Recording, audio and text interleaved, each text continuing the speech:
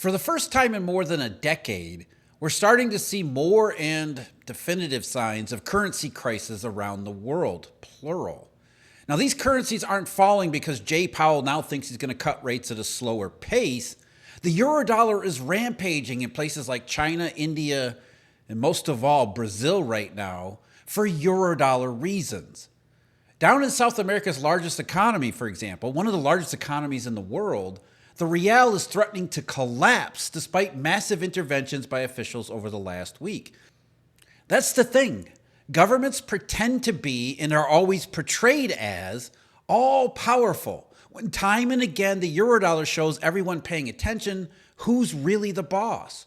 So the answer to the question why this is all happening starts and ends in the black hole, not whichever local capital.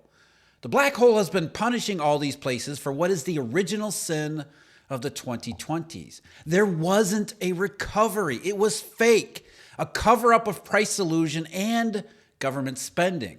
Officials all over the world, including here in the US, tried to buy their way to prosperity. And for a time, it seemed like it was working.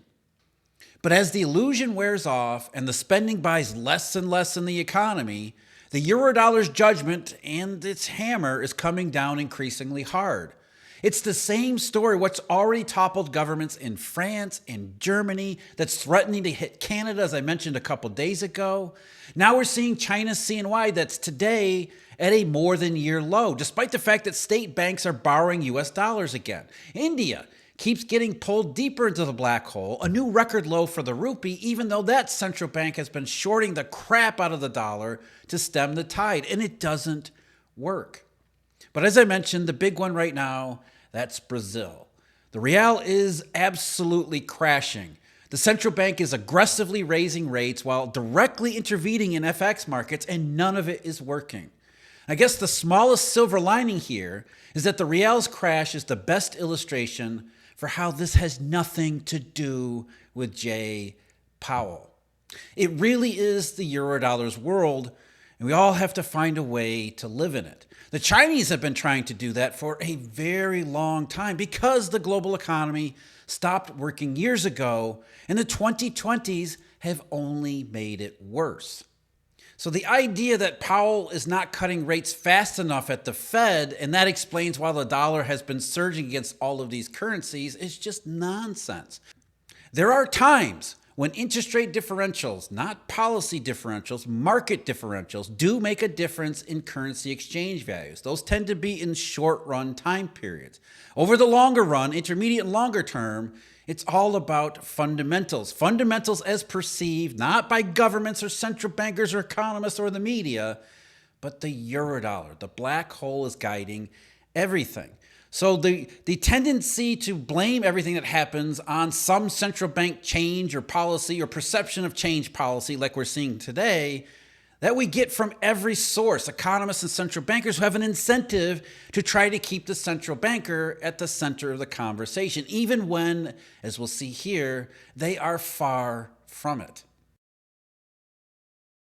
So starting in China, CNY, China's Yuan, fell to its lowest exchange value against the dollar since November of 2023.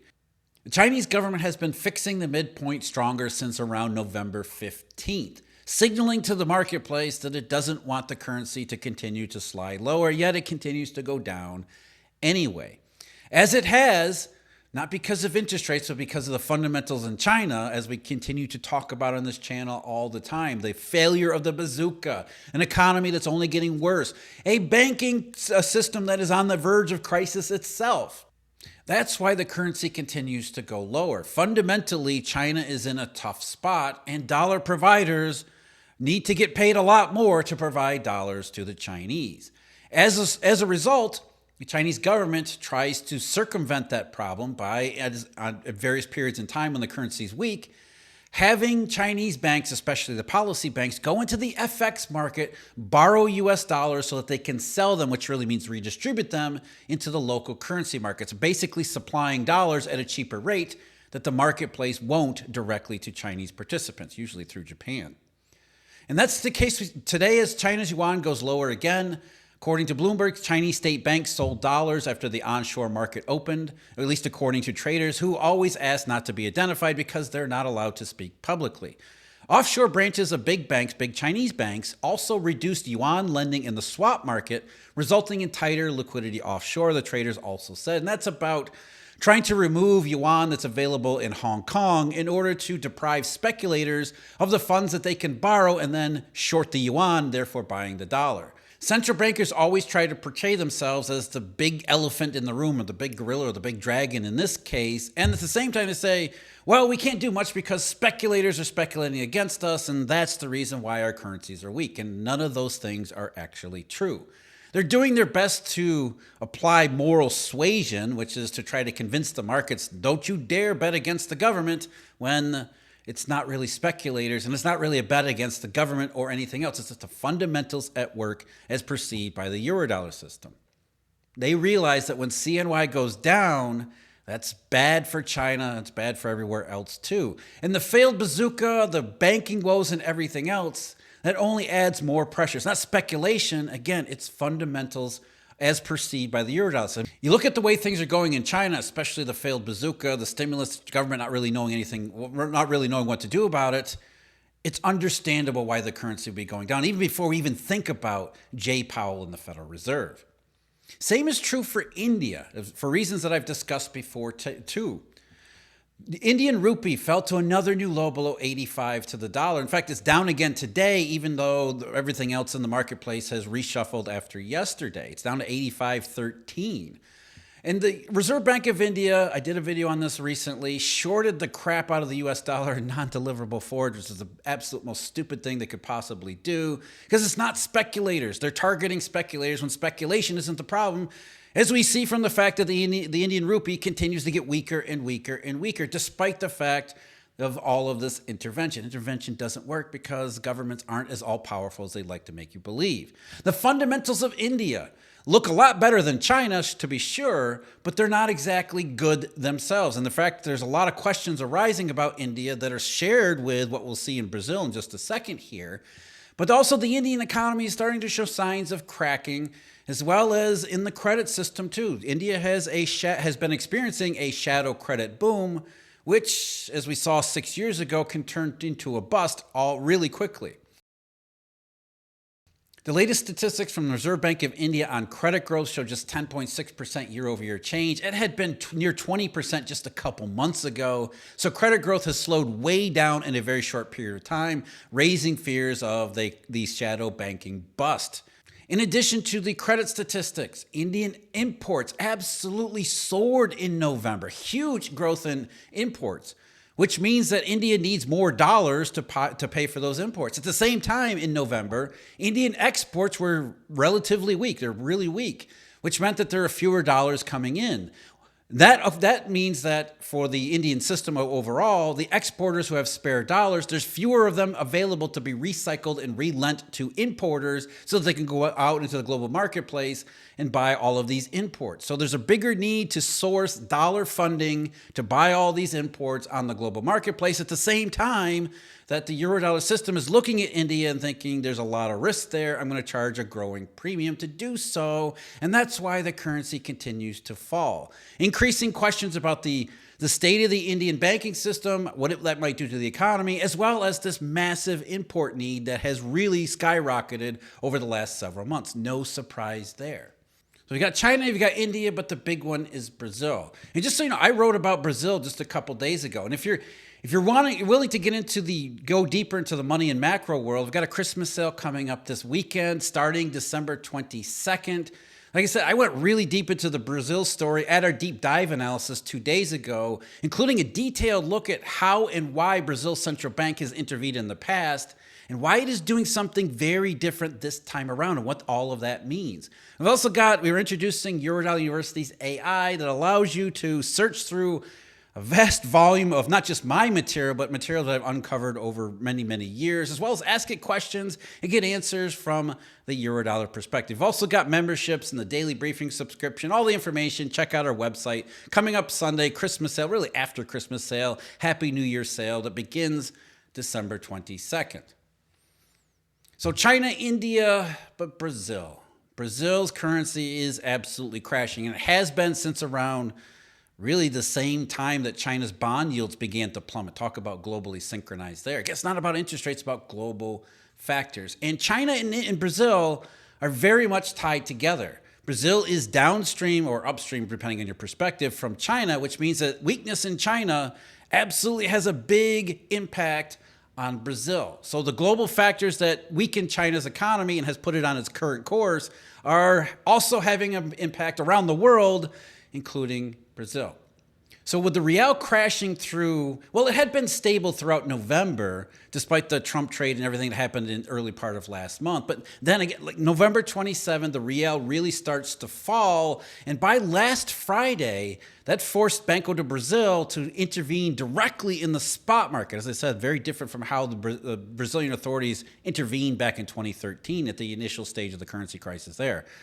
So direct intervention in the real didn't have much effect. So they intervened again on Monday and then again Tuesday. In fact, there were 2 interventions on Tuesday. And by all reports, there was another one again today. And before we even got to those direct interventions, on December 12th, the central bank there raised its benchmark interest rate by 100 basis points. Here's how Bloomberg described it. Traders dub Brazil's central bank hawkish turn, quote, a shock and awe move that would lift the nation's battered assets. A day later, this is December 13th, Friday, the market is signaling it's not enough, not nearly enough. The Brazilian real closed the session 0.5% lower, the worst among emerging currencies after falling as much as 1.4% earlier. The slide came even after policymakers on Wednesday delivered a 100 basis point interest rate hike and pledged 2 more increases of the same magnitude by March. Stocks slumped 2.7% in the worst day since January 2023. And Brazil has been hiking rates all this time, and Brazilian market rates have been going up as well. It's not interest rates that are causing dollars or capital to flee from Brazil. It's all fundamentals, and they're globally linked and interconnected fundamentals. So you got the central bank raising rates aggressively. I mean, the government bond yield, the 10-year Brazilian government bond yield was 12.8% on November 26 when this latest slide lower began. As of today, it's up to 15.4%, a massive move there. And it had been, bond yields and interest rates have been rising all year in Brazil. The 10-year bond yield was 10.3% last December. So while US dollar interest rates are flat to lower, forget policy rates, market rates flat to lower, Brazilian rates have been rising and then sharply rising, and the real has been plummeting. Well, it was lower, and then more recently, it has been plummeting. So the question is, why? What is really wrong with Brazil? Well, it goes back to a couple years ago. Brazil essentially tried to buy a recovery when there wasn't being one. I mean, again, being related to China that was in lockdown mode in 2021 and 2022 and never really came out of it, Brazil was experiencing problems as the rest of the world was because there wasn't not just China, but there wasn't a global recovery in actual volume growth, material goods that are being shipped around the world back in 21 and 22. It led to the same problem that is toppling governments all over the place. Brazil is Canada, it's France, it's Germany, it's Japan, it's China, it's the United States to a certain extent. So let's go back to January of 2023. The election of Lula, who's Brazil's president, is the name that they have for him. In early 2023, he promised to do something about the lack of recovery. Here's how Reuters wrote up the initial part of Lula's new term. Brazil's slowing economy will likely remain weak in 2023 as a planned spending drive by newly elected President Luiz Inácio Lula da Silva risks keeping the already high borrowing costs elevated for longer, at least according to a Reuters poll of economists. However, many investors and analysts fear a new wave of planned spending could put Brazil's debt on an even more unsustainable path and stir inflation, which is dropping after a long series of interest rate rises. No, it was dropping because globally synchronized. That's why consumer prices were going down. And while economists were grim about and took a dismal approach to the government spending plans in 2023, the truth is it actually appeared to work. Brazil's economy took off in 2023. And it took off because the government was spending. Like a lot of places around the world, it looked really good. And so everyone thought, okay, Brazil's going to start skyrocketing. The economy's going to take off in a full and legitimate recovery, which will allow the government to step back. And once it steps back, then Brazil's off into a much better place. But very early on, last year, started to show signs that the economy only looked strong because of the government spending. It wasn't creating the virtuous circle that led to a private sustainable recovery. It was just throwing more and more and more and more money at the economy and getting less and less and less out of it. And without that external boost, especially from China, Brazil was particularly vulnerable to this type of basically debt trap. So the deficit to GDP when Lula entered office the last year of Bolsonaro was minus 4.6% in 2022. And it had been 13.3% of GDP during the year of 2020. That's what every government around the world borrowed to try to create a recovery coming out of COVID and the lockdowns really, and it didn't really work. And this is not something that's new to Brazil or anywhere else either. Back during the crisis in 2013, 14, and 15, the Brazilian government reacted to what was really a depression the same way they're doing it now. The government deficit was 3% of GDP in 2013. That doubled to 6% in 2014. It was 10% by 2015. By then, though, Brazil's economy was a complete mess. The government spending didn't do anything to get it out. The currency kept going down. It really put Brazil in a tough spot. But now, as of last year, Lula's first year in office, deficit to GDP rose to a whopping 8.9%. And then this year, when the deficit to GDP, or deficits in just in absolute terms, were supposed to be shrinking because the economy was booming, instead, according to Banco do Brasil, the central bank there, over the last 12 months up to and including October 2024, the deficit to GDP is 9.5%. It's getting even worse, and it's buying less economic growth, or what appears to be economic growth. So in September, late September, Fitch Ratings came out with a report and a warning that said, you were supposed to be spending through all those government programs and getting a recovery out of it. Now we're just seeing an economy that is nothing more than a reflection of that spending. Here's what they said. Brazil's economy continues to demonstrate strong momentum, but this is not translating into similar outperformance in its public finances, meaning we're spending for that strong momentum. Fiscal challenges persist and will intensify next year, as if we don't know that already. However, strong growth has been accompanied by weaker than expected fiscal performance relative to the original 2024 budget projections. Economic outperformance may partly result from the loose fiscal position. It may entirely result from the loose fiscal position. And if fiscal performance is weak when growth is strong, it could deteriorate further in an unexpected slowdown. Now you understand what the Eurodollar is seeing in Brazil and why the Brazilian real is crashing as much as it is. Because Brazil attempted to buy a recovery and all they bought was the appearance of momentum and strength so long as the government continues to spend.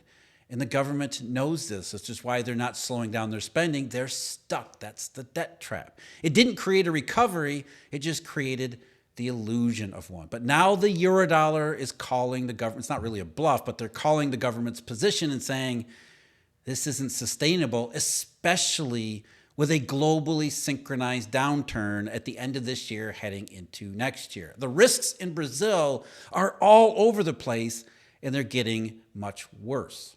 It really is the Eurodollar's world, which leads me to one of my favorite quotes of all time. And it came from the New York Times of all places over 30 years ago, and yet nobody has paid heed to its message.